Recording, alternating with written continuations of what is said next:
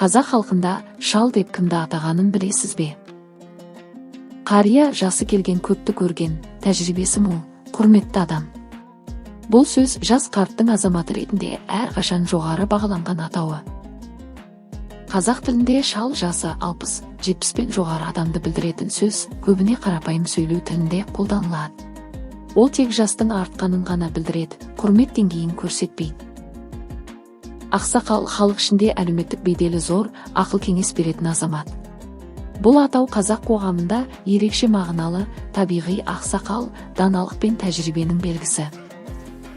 Абыз ру басшысы, рухани көсем, жоралғылар мен салт-дәстүрлерді басқаратын адам.